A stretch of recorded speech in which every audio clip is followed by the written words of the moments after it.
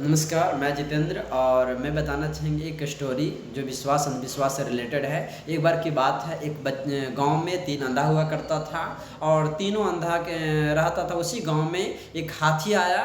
गांव के छोटे छोटे बच्चे हाथी हाथी करके चिल्लाने लगा, आवाज़ लगाने लगा। उस कंडीशन में अंधा ने बोला, भैया हाथी कैसा होता मुझे बता। उस किसी बच्चे को पकड़ के लेकर गया, बोला भैया कैसा हाथी होता मुझे दिखा।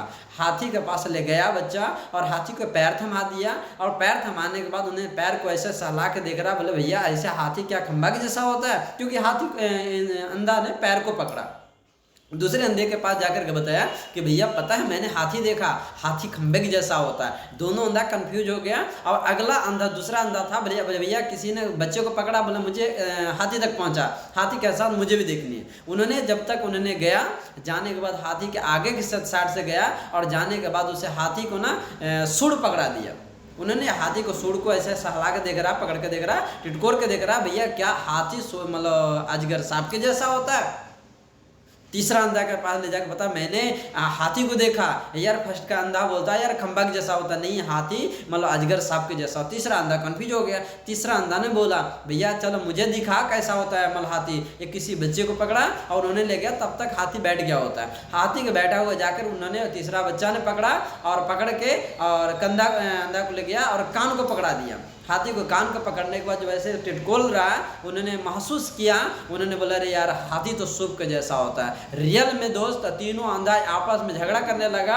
किसी ने बोल रहा है कि हाथी सूप के जैसा होता है, किसी ने बोल रहा है कि हाथी अजगर सांप के जैसा होता है, किसी ने बोल रहा है हाथी खंबा के जैसा होता है। रियल में ना ही तो हाथी खंबा है, ना ही तो सूप है, ना ही तो अजगर सांप है। रियल हाथी एक बहुत ही विशाल जानवर है।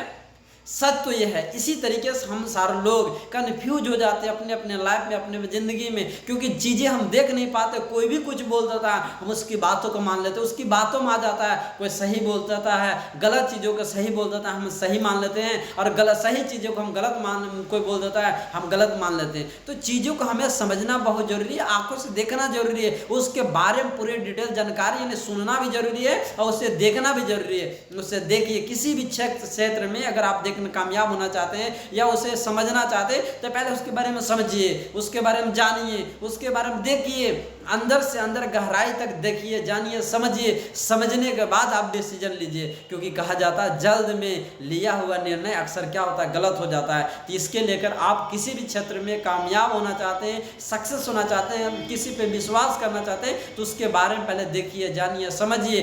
देखने जानने समझने के बाद अब आपके अंदर से विश्वास आएगा कि रियल में